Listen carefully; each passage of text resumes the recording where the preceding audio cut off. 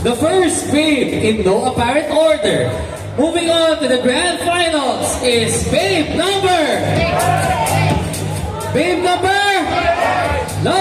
5, Sarah Jane Rodriguez. Minsan yung biglaan, yung natuloy. Congratulations to you, reporter. Joining babe number 5, again in no apparent order, is babe number 6, Larissa.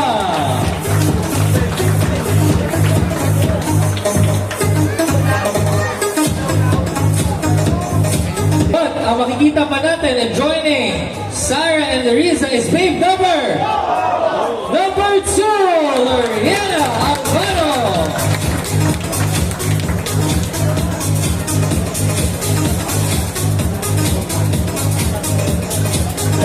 So, I will announce if last hump na yung tatawagin ko. The first hump in no apparent order, moving on to the grand finals, is hump number pinalo na siya, hump number 4, Mark Anthony.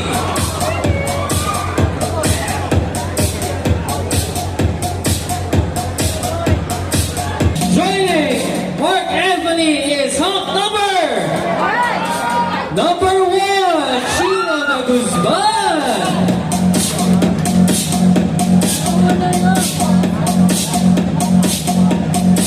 Joining Mark and Chino is hump number 10, Raymond Amorin.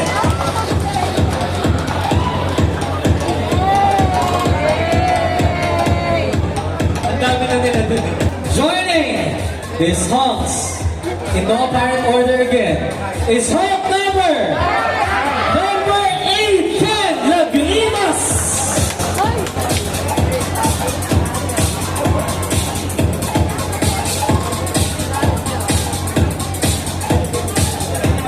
Joining them is hump number 9, Beaver Ecuador.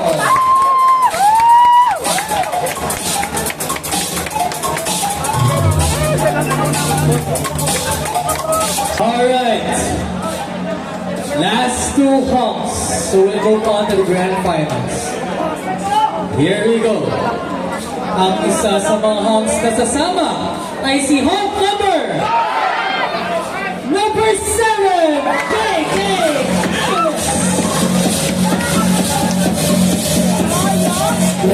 Elimination. Alright, naubusan na po kami ng sash, pero may isa pa pong hump na tatawagin. Bago mo patawagin yung hump, maraming salamat po ulit.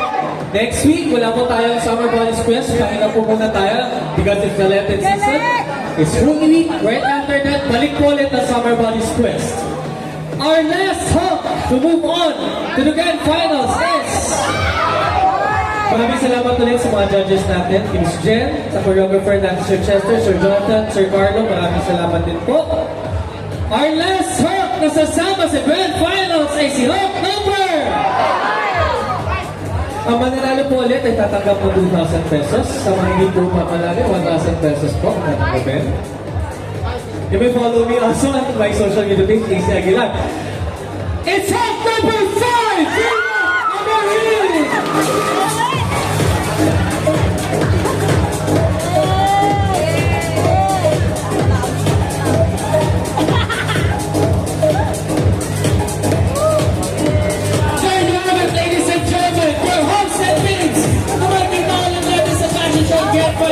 Thank you so much.